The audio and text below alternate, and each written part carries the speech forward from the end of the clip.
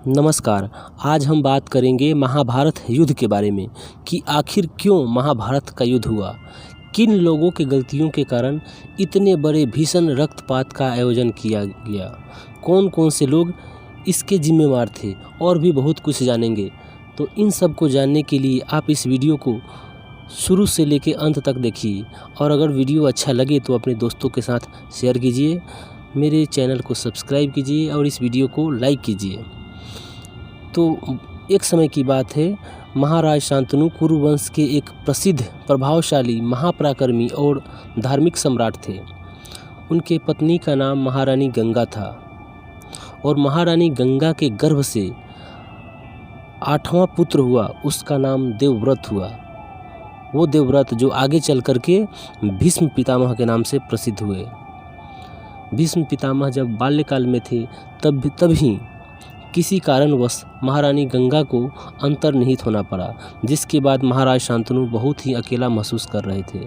कुछ दिन तो ऐसे ही चलता रहा। उसके बाद महाराज शांतनु वन में शिकार करने निकल गए, जहां उन्होंने एक बहुत ही सुंदर अपूर्व रूपवती राजकन्या को देखा, जिसका नाम था सत्यवती। सत्यवती को देखने के बाद महाराज शांतनु को सत्यवती से विवाह करने की इच्छा हुई। तो इसके लिए उन्होंने सत्यवती के पिता निषाद राज के पास पहुंच गए और निषाद राज से उन्होंने सत्यवती से विवाह करने का प्रस्ताव रखा, जिसको निषाद राज ने स्वीकार तो किया, लेकिन निषाद राज ने एक शर्त रख दिया। शर्त यह था कि महाराज शांतनु के बाद सत्यवती का पुत्र ही कुरुवंश का महाराजा बने, जिसको महाराज शांतनु ने अस्वीकार कर दिया और वो वहाँ से अपने महल लौट आए। इसके बाद महाराज शांतनु और चिंतित और उदास रहने लगे। कुछ दिन के बाद जब ये बात भीष्म पितामह को पता चला, तब भीष्म पितामह खुद उस निषाद राज के पास पहुंच गए और उन्होंने निषाद राज के समक्ष ये प्रतिज्ञा लिया कि वो आजीवन ब्रह्मचर्य का पालन करेंगे और महाराज शांतनु के बाद सत्यवती के पुत्र को ही कुरुवंश का महाराजा बनाएंगे। इसके बाद सत्यवती का विवाह महाराज शांतनु के साथ करवा दिया गया, जिससे सत्यवती के गर्भ से 2 पुत्र का जन्म हुआ, जिसमें बड़े पुत्र का नाम चित्रांगद और छोटे पुत्र का नाम विचित्रवीर्य था। महाराज शांतनु के मृत्यु के पश्चात भीष्म ने चित्रांगद को राज सिंहासन पर बैठाया, किंतु उनके असमय मृत्यु हो जाने के कारण विचित्रवीर्य को राजपद पर बैठा दिया गया। विचित्रवीर्य की 2 पत्नियां थीं, अंबिका और अंबालिका, किंतु निसंतान दशा में ही कुछ समय के बाद विचित्रवीर्य का भी मृत्यु हो गया। पुत्रों के निधन से तथा वंश परंपरा को रुद्ध हो जाने के कारण माता सत्यवती बड़ी दुखी हुई। इन्होंने वंश की रक्षा के लिए अपने प्रथम पुत्र महर्षि वेदव्यास का स्मरण किया।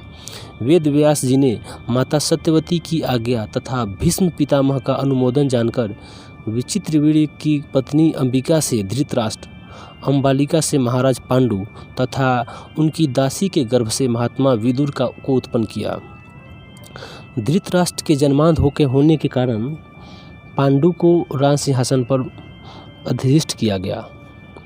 महाराज पांडु एक पराक्रमी, प्रभावशाली और सर्वगुण संपन्न सम्राट थे। उनके 5 पुत्र हुए, जिनमें ज्येष्ठ पुत्र का नाम युधिष्ठिर था तथा धृतराष्ट्र के 100 पुत्र हुए, जिनमें बड़े पुत्र का नाम दुर्योधन था। समय के साथ साथ राजकुमार भी बड़े होने लगे, लेकिन इसी बीच महाराज पांडु की मृत्यु हो गई। अतः भीष्म पितामह ने राजकुमारों के बड़े होने तक धृतराष्ट्र को राज्य संरक्षक के रूप में राज सिंहासन के दायित्व दे दिया। जब 5 पांडव और धृतराष्ट्र, दुर्योधन आदि पुत्र युवावस्था को प्राप्त हुए, तब राजगद्दी का प्रश्न उठा।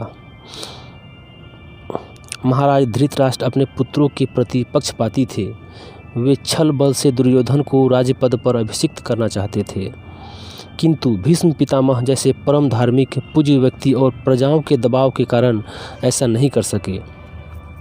दुर्योधन कली के अंश से पैदा हुआ था। वह बड़ा दुष्ट, दुराचारी और अधार्मिक व्यक्ति था।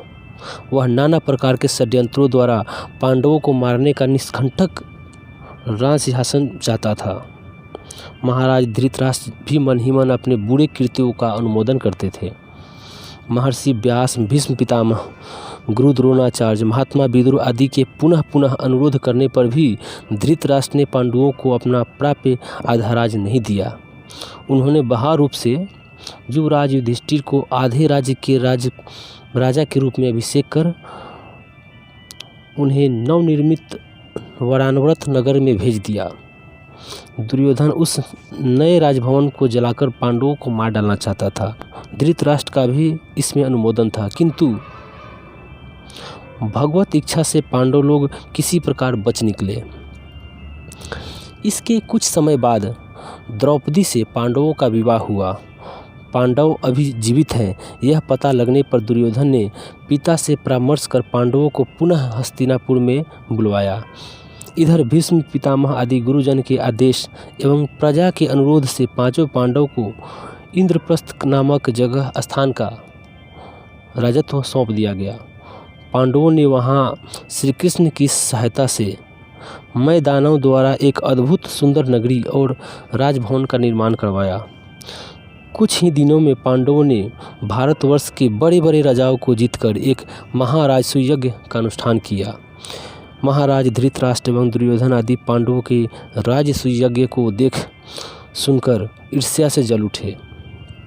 उन्होंने पुनः षड्यंत्र कर कपटतापूर्वक धूतकीरा में पांडवों को राज्य ले लिया तथा उन्हें 12 वर्षों के लिए वनवास और 1 वर्ष के लिए अज्ञातवास के लिए बाध्य कर दिया। किंतु वह समय पूरा होने पर भी पांडवों को उनका राज नहीं लौटाया गया। औरों की बात तो क्या, श्री कृष्ण भी पांडवों का दूत बनकर हस्तिनापुर में गए, किंतु दुर्योधन अपनी हठ पर अड़ा रहा। उसने 5 गांव की तो बात ही क्या, बिना युद्ध के सुई की नोक रखने भर जमीन देना स्वीकार नहीं किया। धर्म की प्रतिष्ठा, साधुओं की रक्षा तथा दुष्टों के निग्रह के लिए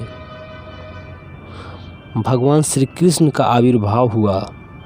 उन्होंने इस महाभारत युद्ध के द्वारा अर्जुन और भीम को निमित्त बनाकर पृथ्वी का भार बहुत कुछ अंशों तक हरण कर लिया। अगर आपको ये वीडियो अच्छा लगा हो तो अपने दोस्तों के साथ शेयर कीजिए।